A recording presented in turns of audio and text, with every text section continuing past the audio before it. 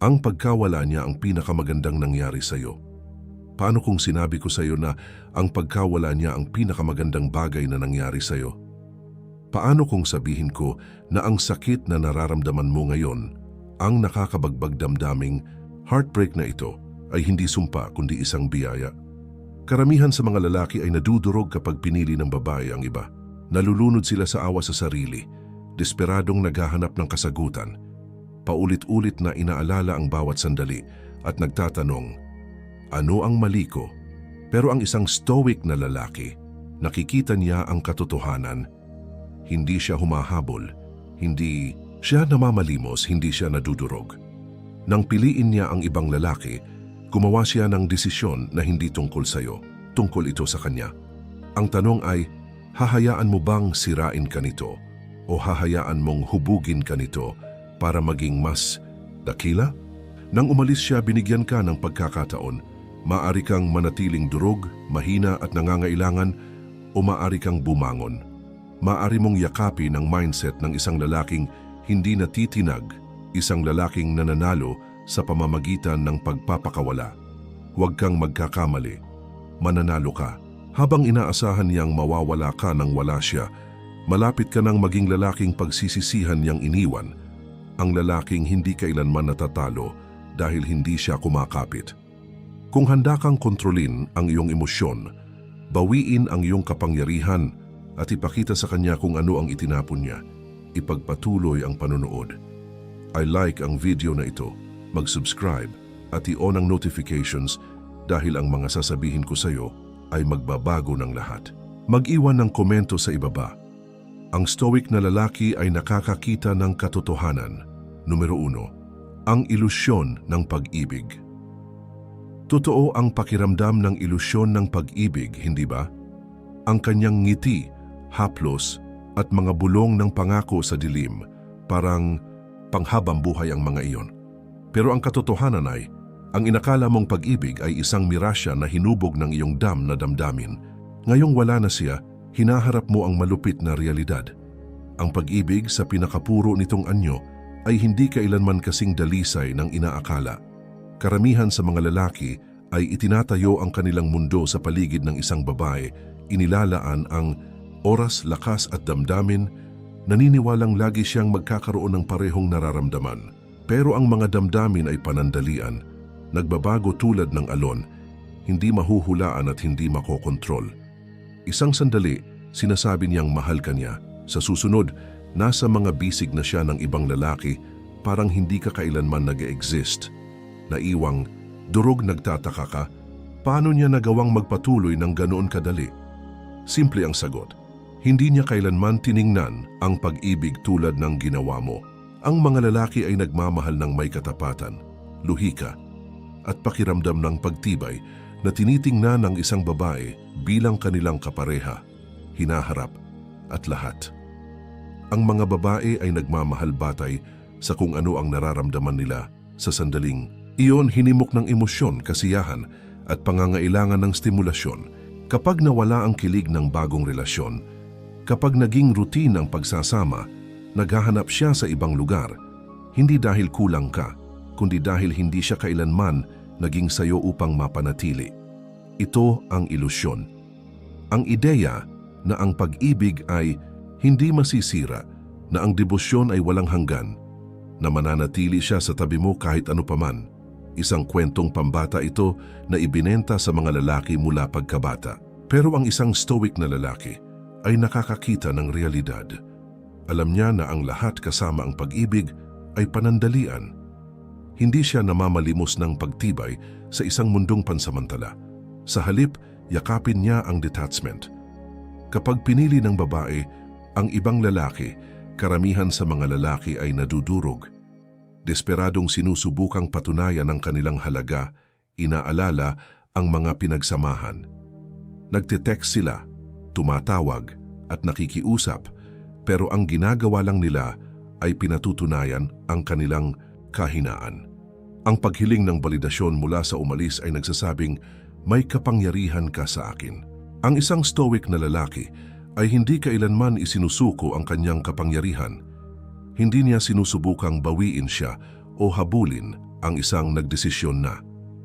Humakbang siya pabalik, pinakawalan siya at tinatanggap ang isang pangunahing katotohanan.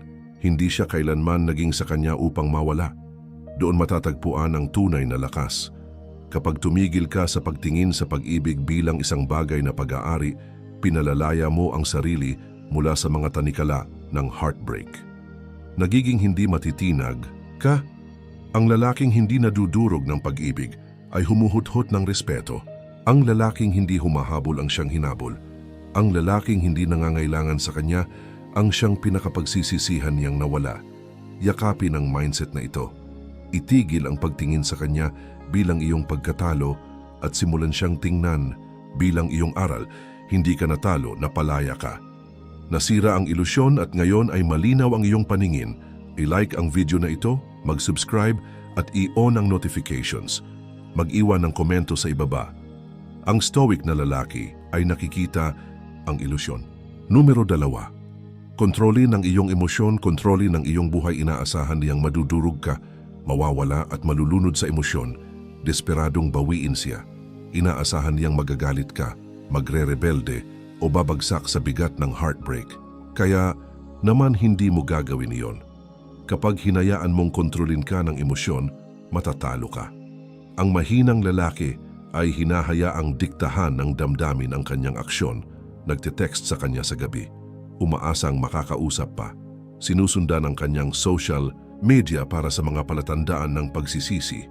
O nalulunod sa awa sa sarili, naniniwalang nakasalalay ang kanyang kaligayahan sa kanya. Pero ang isang stoic na lalaki ay nauunawaan ng isang pangunahing katotohanan. Ang lalaking kumokontrol sa kanyang emosyon ay kumokontrol sa kanyang buhay. Isipin mo, kapag kinuha ng emosyon ang kontrol, nagiging padalos-dalos ka, nagre-reaksyon nang hindi nag-iisip, kumikilos dahil sa takot, sakit o desperasyon na maibalik ang nawala. Bawat reaksyon ay nagbibigay sa kanya ng higit na kapangyarihan sa iyo.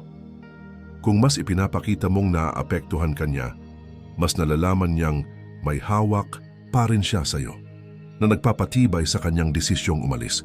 Iba ang stoic na paraan. Ang stoic na lalaki ay hindi pinipigilan ng emosyon. Kinokontrol niya ito. Hindi niya binabaliwala ang sakit. Kinikilala niya ito pero hindi hinahayaang ito ang magdikta sa kanyang aksyon. Humakbang siya pabalik, nagde-detach at pinipili ang kanyang tugon. Ang tunay na lakas ay hindi sa kawalan ng emosyon, kundi sa pananatiling hindi natitinag kahit mayroon nito. Isipin mo, may apoy sa loob mo, ang sakit, galit at frustrasyon ng pagkawala. Ang mahinang lalaki ay hinahayaang lamunin siya ng apoy na iyon. Ginagawang walang ingat na aksyon ang emosyon. Ang stoic na lalaki ay hinahatak ito, ginagamit bilang gasolina para itaas ang sarili, hindi sirain ang sarili. Iyan ang nagpapalakas sa isang lalaki, hindi ang kakayahang magmahal, magmakaawa, o patunayan ang halaga kundi ang kakayahang manatiling walang pakialam kahit harapin ang pagkawala. Kapag tumigil ka sa pagre-reaksyon, paghiling ng balidasyon, at pag-aalala kung nagsisisi siya sa kanyang desisyon, nanalo ka. Narito ang plot twist. Kapag nakita niyang hindi ka naapektuhan, hindi natinag, at hindi gumagalaw, doon nagsisimulang magduda ang isip niya. Nagtataka siya kung mali ang pinili niya, kung mas mahalaga ka kaysa sa inakala niya. Doon nagbabago ang dinamika. Ang lalaking kumokontrol sa sarili ay kumokontrol sa lahat. Ang mga babae ay naaakit sa lakas, misteryo, at hindi alam. Kapag naramdaman niyang wala na siyang kontrol sa iyong emosyon, nagtatanong siya kung naunawaan niya ba talaga kung sino ka. Kaya naman kailangan mong kontrolin ang iyong sarili. Huwag magre-reaksyon, huwag humabol. Huwag bigyan siya ng kasiyahan na malaman na may kapangyarihan pa rin siya sa iyo. Sa halip, humakbang pabalik, huminga at kunin ang kontrol. Hindi ka na ang lalaking namamalimos ng pag-ibig o nangangailangan ng katiyakan. Ikaw ang lalaking nakatayo ng matayog, lumalayo ng hindi lumilingon at nananatiling hindi natitinag sa gitna ng kaguluhan. I-like ang video na ito, mag-subscribe at i-on ang notifications. Mag-iwan ng komento sa ibaba. Ang kapangyarihan ay nasa kontrol, hindi sa reaksyon, Numero 3, ang kapangyarihan ng pag-alis. Ang pag-alis ay hindi pagkatalo. Ito ay panalo. Dahil sa sandaling lumayo ka, binabawi mo ang iyong halaga. Sa sandaling lumayo ka, kinukuha mo ulit ang kontrol. At sa sandaling lumayo ka, nagsisimula niyang maramdaman ang bigat ng iyong kawalan. Karamihan sa mga lalaki ay kabaligtaran ang ginagawa. Kumakapit sila, sinusubukang makipag-ayos, nagpapadala ng mahahabang text na puno ng damdamin, umaasang biglang marirealize niya kung gaano siya kahalaga sa kanya. Pero narito ang malupit na katotohanan, alam na niya. Alam niya ng eksakto kung ano ang ginagawa niya nang umalis siya. Alam niyang mahal mo siya. Alam niyang masasaktan ka. At gayunpaman ginawa niya pa rin ang kanyang desisyon. Ngayon ikaw naman ang gumawa ng desisyon. Ibaba mo ba ang sarili mo sa pagsisikap na kumbinsihin ang isang tao na manatili? Kakapit ka ba sa isang hinayaan ka na? O gagawin mo ang ginagawa ng isang stoic na lalaki? Lumayo ng walang pag-aalinlangan, walang paliwanag, walang pagsisisi? Nauunawaan ng isang stoic na lalaki na ang pag-alis ay hindi kahinaan, ito ay lakas. Ang mga mahinang lalaki ang kumakapit. Ang mga mahinang lalaki ang sumusubok na ayusin ang nasira.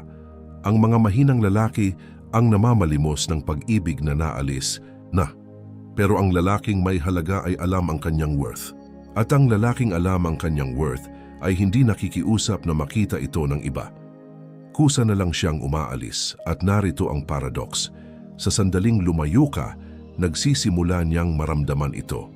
Nagtataka siya kung bakit hindi ka lumaban para sa kanya. Nagdududa siya kung bakit hindi ka nagmakaawa. Inaasahan niya ang luha. Inaasahan niya ang desperasyon.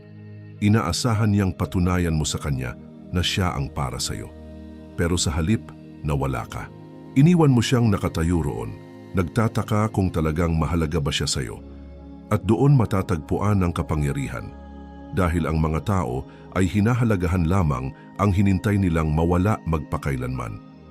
Habang nandyan ka, habang available ka, habang naghihintay ka sa likuran umaasang magkakaroon ng isa pang pagkakataon, alam niyang hawak ka pa rin niya. Pero sa sandaling lumayo ka ng tuluyan, doon niya tunay na mararamdaman ang iyong kawalan. Doon nagsisimulang makapasok ang pagsisisi.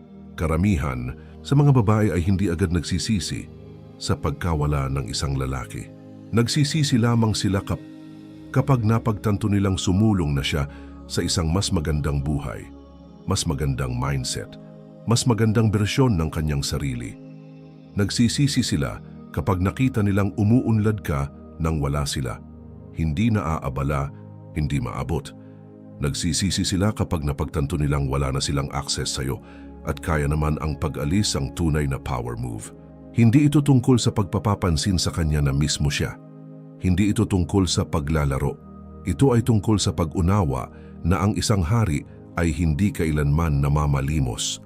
Ang hari ay hindi kumbinsihin ang isang tao na manatili sa kanyang kaharian. Ang hari ay hinayaan lamang ang mga nais umalis.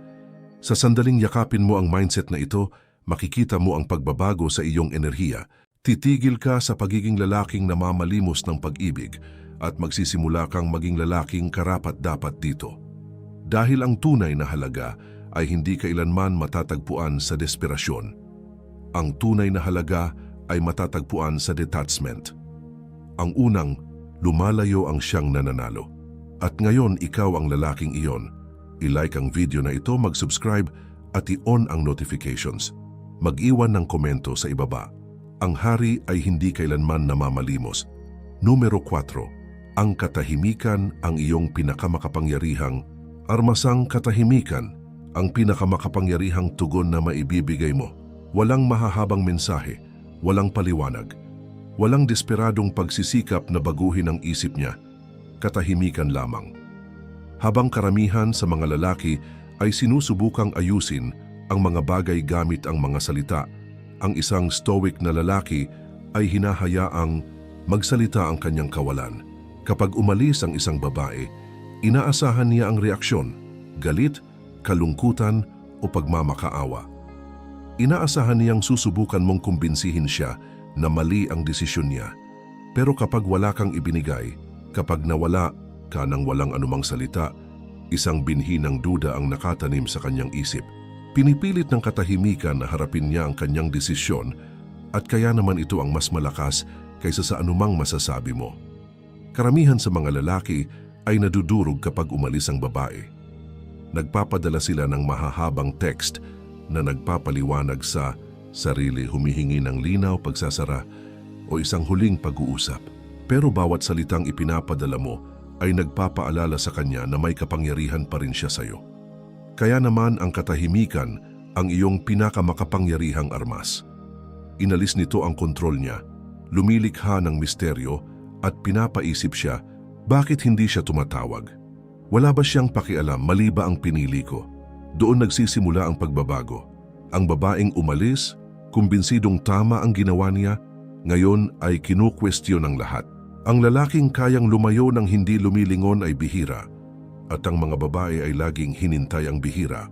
Ang katahimikan ay nagbibigay din sa iyo ng espasyo para bawiin ang iyong sarili. Walang distraksyon, walang paghihintay ng sagot, walang pag-ubos ng enerhiya sa isang nagdesisyon na. Inilalagay mo ang enerhiyang iyon sa iyong mga layunin, disiplina at pag-unlad. Habang inaasahan niyang madudurog ka, umuunlad ka. Narito ang punto. Karamihan sa mga babae ay hindi agad nararamdaman ang pagkawala ng isang lalaki. Hindi agad nila pinagsisisihan ang kanilang desisyon. Pero pagkatapos ng mga araw, linggo o buwan ng katahimikan, nagsisimula silang magtaka. Kapag nakita niyang hindi ka na available, kapag napagtanto niyang sumulong ka na nang wala siya, nagsisimula ang pagsisisi.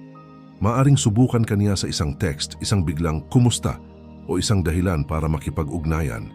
Pero dito nabibigo ang karamihan sa mga lalaki. Sa sandaling makatanggap siya ng sagot, alam niyang may access pa rin siya sa iyo. Hindi siya tumatawag dahil namimiss ka niya. Sinusuri niya kung option ka pa rin. Ang stoic na lalaki ay nananatiling tahimik. Nauunawaan niya na ang pagsagot ay para lamang sa ego niya, hindi sa iyong halaga. Alam niya na ang kanyang oras, enerhiya at presensya ay mga pribilehiyo, hindi karapatan. Nang itapon niya ang mga ito, nawala sa kanya ang mga iyon. Ito ang kapangyarihan ng katahimikan. Ibinabalik nito ang kontrol sa iyo. Pinapaintindi nito sa kanya na hinintay ka niya ng maliit. Pinaparamdam nito sa kanya ang kawalan ng mundo nang wala ka. Sa huli, pinipilit nito sa kanya na makita kung ano ang nawala sa kanya. Kaya walang sabihin, lumayo ka, maglaho. Hayaan ang isip niya ang gumawa ng trabaho para sa iyo. Ang lalaking nananatiling tahimik ay ang lalaking hindi niya kailanman makakalimutan. I like ang video na ito, mag-subscribe at i-on ang notifications. Mag-iwan ng komento sa ibaba. Ang katahimikan ay mas malakas kaysa sa salita. Numero 5. Umunlad at maging hindi. Maabot ang pinakadakilang paghihiganti ay hindi galit, pagpapatunay na mali siya o kahit na pagpapamis sa kanya. Ito ay ang maging lalaking hindi na niya maaaring magkaroon. Isang lalaking lubos na umunlad, makapangyarihan at hindi matitinag na kahit siya ay hindi nakasali sa iyong liga. Karamihan sa mga lalaki ay nalulunod sa sakit, sobrang iniisip kung ano ang mali, nahuhumaling sa nakaraan at nananatiling nakakulong sa pagsisisi. Pero ang isang stoic na lalaki ay hindi nagsasayang ng isang segundo. Inilalagay niya ang bawat unsa ng sakit sa pagbuo ng kanyang sarili. Hindi siya basta sumusulong, umuunlad siya. Dito mo inihihiwalay ang sarili mula sa 99% ng mga lalaki. Habang inaasahan niyang madudurog ka, nagbabago ka. Habang hinintay niya ang balidasyon mula sa ibang lalaki, lumilikha ka ng bersyon ng iyong sarili na hindi na niya maa-access muli. Baguhin ang iyong mindset.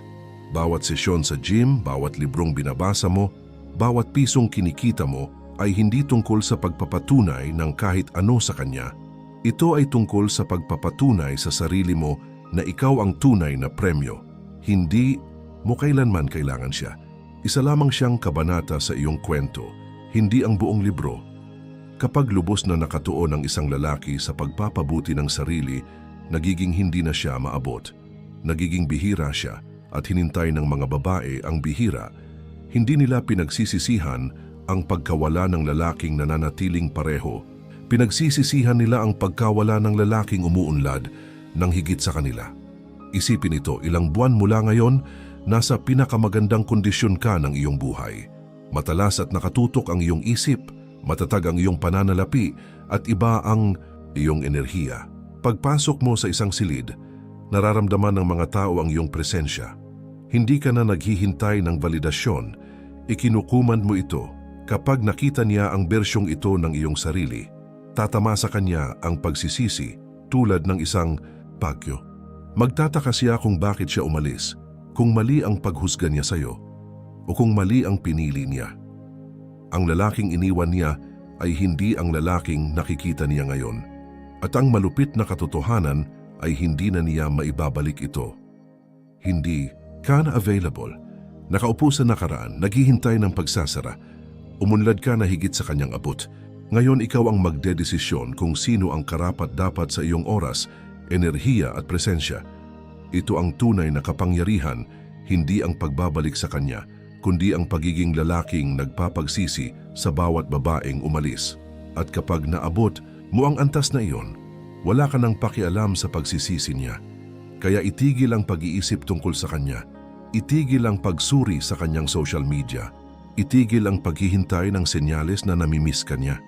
Sa halip, kunin ang bawat sandali ng sakit at gawin itong gasolina. Pumunta sa gym, buuin ang iyong imperyo, hasain ang iyong isip. Ang lalaking nagiging hindi matitinag ang siyang nananalo. I-like ang video na ito, mag-subscribe, at i-on ang notifications, mag-iwan ng komento sa ibaba. Umunlad para hindi na siya kasya sa iyong mundo. Numero 6, Dark Psychology. Baligtarin ang power dynamics sa ngayon. Iniisip niyang siya ang may hawak ng lahat ng kapangyarihan. Umalis siya, pumili ng iba, at naniniwalang tama ang desisyon niya. Inakala niyang iniisip mo pa rin siya, namimiss mo siya, umaasang babalik siya. Pero ano ang mangyayari kapag tumigil ka sa pag-aalala? Ano ang mangyayari kapag binago mo ang kwento? Dito pumapasok ang dark psychology. Ito ay tungkol sa pagbabago ng power dynamic para siya ang humabol sa iyo. Ang sikreto ay hindi manipulasyon o laro. Ito ay kawalang pakialam. Ang lalaking tunay na nakadetach ang siyang may hawak ng lahat ng kapangyarihan. Karamihan sa mga lalaki ay sinusubukang bawiin ang kontrol sa pamamagitan ng pagkumbinsi sa babae na bumalik. Nagpo-post sila online para makuha ang atensyon niya, sinusubukang gawing selos siya, o naghahanap ng paraan para manatiling mahalaga sa isip niya. Pero nagmumula ito sa attachment, at ang attachment ay kahinaan. Ang stoic na lalaki ay nawawala, hindi dahil sa galit o para makakuha ng reaksyon, kundi dahil wala na siyang pakialam. Iyan ang nagpapapulupot sa isip niya. Inaasahan ng mga babae na habulin sila ng mga lalaki, na maghintay sa likuran umaasang magkakaroon ng isa pang pagkakataon. Pero kapag tuluyang inalis mo ang sarili mo, kapag naging tahimik ka at lubos na hindi maabot, nagsisimula siyang magpanik. Hindi na siya sigurado.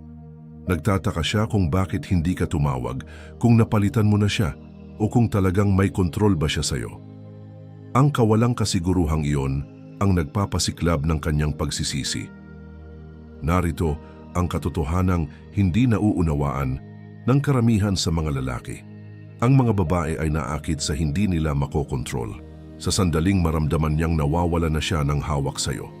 Ang isip niya ang sumasalungat sa kanya. Kapag naramdaman niyang wala na siyang epekto sa iyo, nagiging mahalaga ka ulit. Ang lalaking unang sumusulong ang siyang nananalo. Isipin mo, ilang beses mo nang nakita ang isang babaeng nakipag-break sa isang lalaki para lang subukang bumalik kapag tunay na sumulong na ang lalaki. Hindi dahil biglang napagtanto niyang perpekto ang lalaki, kundi dahil napagtanto niyang wala na siyang kapangyarihan sa kanya. Iyan ang nagpapahintay sa kanya ulit. Ito ang paraan para baligtarin ang power dynamic. Itigil ang paghabol, itigil ang paghihintay, itigil ang pagbibigay ng anumang emosyonal na reaksyon. Sa halip, umunlad ka, maging hindi maabot at iparamdam sa kanya ang iyong kawalan. Malakas ang katahimikan at nakakalasing ang kawalang pakialam. Ang pinakamagandang bahagi, sa oras na mapagtanto niya ang kanyang pagkakamali, wala ka ng pakialam. Babalik siya, susubukan ng tubig, susubukang bawiin ang kanyang pwesto sa iyong buhay.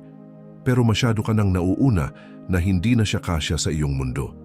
Iyan ang tunay na kapangyarihan, hindi sa pagpapagsisi sa kanya, kundi sa pag-unlad nang higit sa kanya na ang pagsisisi niya ay hindi na mahalaga. I like ang video na ito, mag-subscribe at i-on ang notifications. Mag-iwan ng komento sa ibaba. Ang kumokontrol sa sarili ay kumokontrol sa iba. Numero 7. Atraksyon sa pamamagitan ng detachment. Sa sandaling tumigil ka sa pag-aalala, doon siya nagsisimulang mapansin. Kapag nag-detach ka, nagiging magnetiko ka dahil walang mas kaakit-akit kaysa sa lalaking lubos na hindi naapektuhan. Karamihan sa mga lalaki ay mali ang akala na ang atraksyon ay nagmumula sa paghabol. Naniniwala sila na kung susubukan nilang mabuti, sasabihin ang tamang mga bagay, patutunayan ang kanilang halaga, o ipapakita kung gaano nila kamahal, babalik siya. Pero ang atraksyon ay hindi nilikha sa pamamagitan ng pagsisikap. Nilikha ito sa pamamagitan ng kawalan, detachment, at ang pag-unawa na hindi na siya ang sentro ng iyong mundo. Ang mga babae ay mga nilalang na puno ng emosyon na umuunlad sa validasyon. Kapag itinigil mo ang pagbibigay ng atensyong inaasahan niya, nagsisimula siyang hingin ito. Nagtataka siya kung bakit hindi ka humahabol, bakit hindi ka nagre-reaksyon, bakit napakadali mong sumulong. Narito ang paradox, kapag gusto mo siyang bawiin, wala siyang nararamdamang pangangailangan. Pero kapag tunay kang tumigil sa pag-aalala, kapag tunay kang nag-detach, nararamdaman niya ang puwang na iniwan mo. Ang puwang na iyon ang pumipilit sa kanya na simulan kang habulin. Narito ang katotohanang hindi nauunawaan ng karamihan sa mga lalaki. Hindi gusto ng mga babae ang lalaking nangangailangan sa kanila. Gusto nila ang lalaking walang kailangan kahit kanino. Ang pangangailangan ay nagtataboy. Ang kawalang pakialam ay umaakit. Kapag ang isang lalaki ay emosyonal na independyente, kapag hindi niya kailangan ang babae para maging buo, nagiging bihira siya. Nagiging uri siya ng lalaking hinintay, hinangaan, at lihim na kinatatakutan mawala ng mga babae.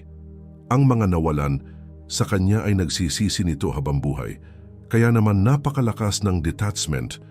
Binabago nito ang dinamika ng lubusan.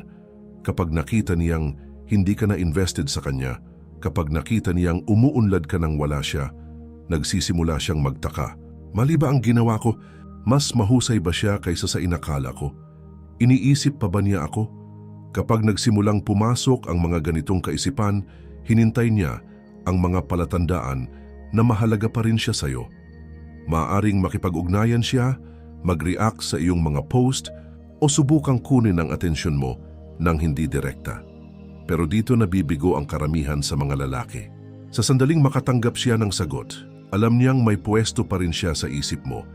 At tapos na ang laro, ang tunay na stoic na lalaki ay hindi lamang nagpapanggap na nakadetach talaga siya.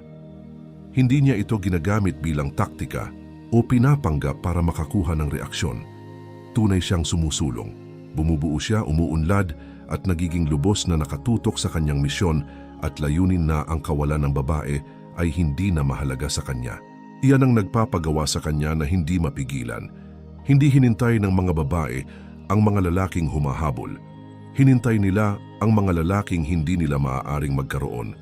Kapag napagtanto niyang tunay kang sumulong, na wala ka ng pakialam kung nagsisisi siya sa kanyang desisyon, doon niya ito nararamdaman. Nawalan siya ng isang bagay na bihira, isang bagay na hindi na niya muling makikita, at ngayon kailangan niyang harapin ang pagsisising iyon. I-like ang video na ito, mag-subscribe at i-on ang notifications. Mag-iwan ng komento sa ibaba. Ang tunay na kapangyarihan ay hindi kailanman nangangailangan sa kanya.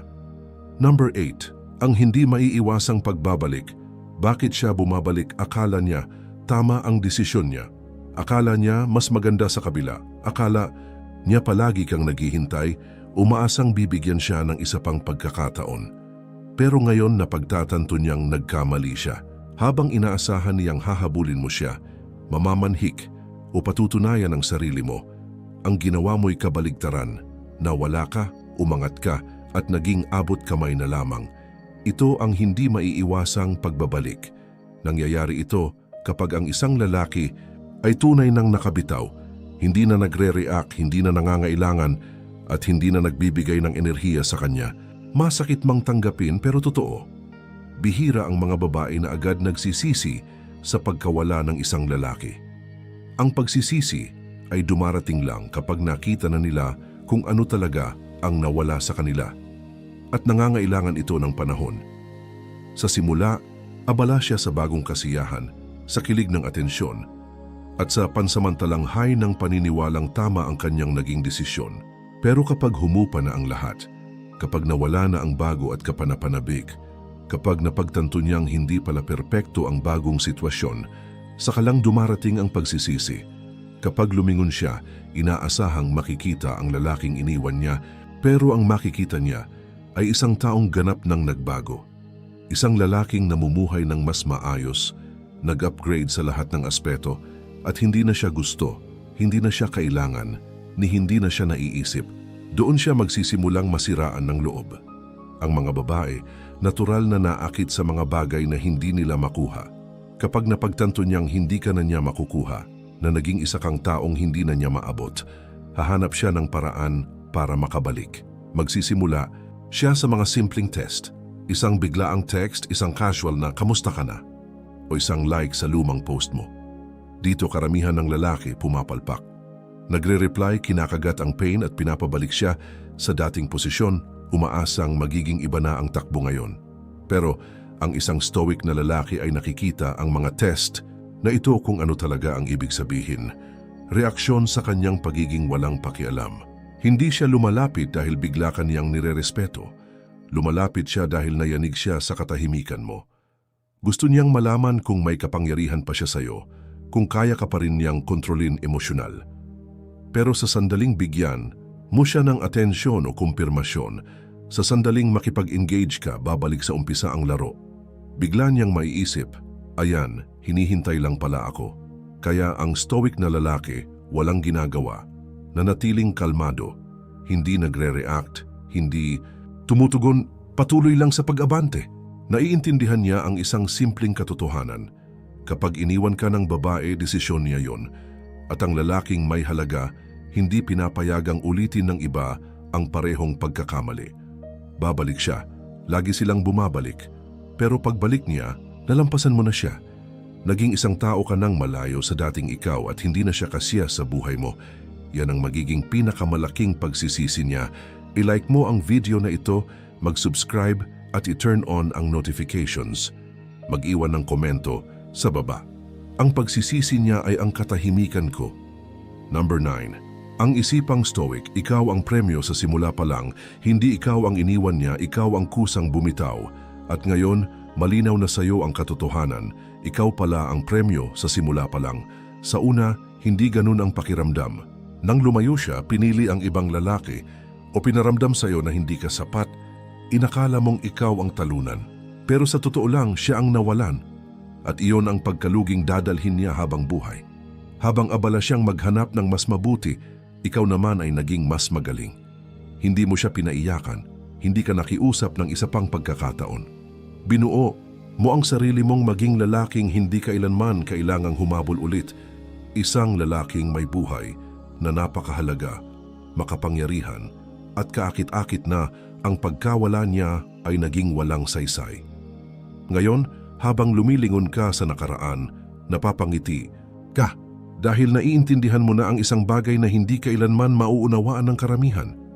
Ang lalaking may disiplina sa sarili, kontrolado ang emosyon at hindi namamalimos ng pagmamahal, siya ang lalaking hindi kailanman natatalo. Ito ang stoic mindset, ang pag-unawa na walang anumang bagay sa labas ng sarili mo ang magtatakda ng halaga mo. Hindi babae, hindi relasyon, hindi pagtanggi o pagkawala. Ang tunay mong halaga ay nagmumula sa loob. Kapag niyakap mo ang ganitong kaisipan, nagiging untouchable ka.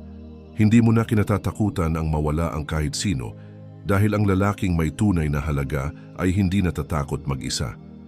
Hindi mo na hinahanap ang kumpirmasyon mula sa iba dahil alam mong sapat ka. Hindi mo na hinahabol ang pag-ibig dahil alam mong ang pinakamahalagang pagmamahal ay ang respeto sa sarili. Ngayon, nakikita na niya. ang lalaking naging ikaw. Ang lakas, tagumpay, kumpiyansa at ang kawalan ng pangangailangan, kaya siya nagsisisi. Hindi lang siya nawalan ng lalaki, nawalan siya ng pagkakataong maging bahagi ng isang bagay na dakila.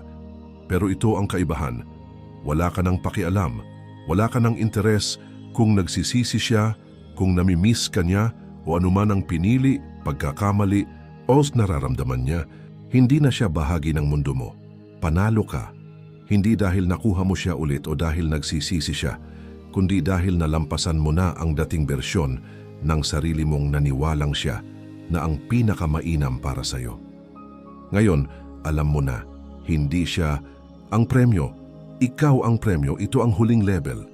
Kapag tumigil ka ng humabol, mag-react at magpakasangkot, nagiging ganap kang may kontrol sa kapalaran mo. Sa antas na ito, lahat, pera, tagumpay, babae, respeto, kusang lumalapit sa'yo. Ang lalaking walang kailangan, siya ang inaakyat ng lahat. Hindi ka niya winasak, pinalaya ka niya. Hindi niya inalis ang kaligayahan mo. Binigyan ka niya ng pagkakataong bumuo ng mas mahusay. Sa dulo, hindi ito tungkol sa kanya. Ito'y tungkol sa'yo. Ang lalaking marunong magpigil ng emosyon, kayang lumakad palayo ng walang pag-aalinlangan at nakakabitaw sa anumang hindi na nakakabuti, siya ang nagwawagi sa buhay. Ang stoic na lalaki ay hindi humahabol, hindi nanghihingi ng kumpirmasyon, at hindi nangangailangan, at iyon ang nagpapalakas sa kanya. Ngayon, may pagpipilian ka. Manatiling nakakulong sa nakaraan, obses sa nawala, o gamitin ang sakit na ito, ang aral na ito para maging lalaking hindi na kailanman muling matatalo. Kapag naabot mo ang antas ng ganitong lakas, kapag naging tunay kang untouchable, hindi ka na kailanman mabibigo sa pag-ibig. Tandaan ito, ang lalaking may alam sa sariling halaga ay hindi takot mawalan. Ang lalaking may pagpapahalaga sa sarili ay hindi kailanman kailangang kumbinsihin ang iba. Ang tunay na stoic na lalaki ay siya ang pinaka-pinagsisisihang mawala. Kung may natutunan ka sa video na ito, like, mag-subscribe at i-turn on ang notifications para hindi mo ma-miss ang susunod na aral. Bago ka umalis, mag-iwan ng komento sa baba. Ang tunay na stoic na lalaki ay hindi natatalo. Manatiling matatag, manatiling nakatutok, at laging tandaan, ikaw ang premyo sa simula pa lang.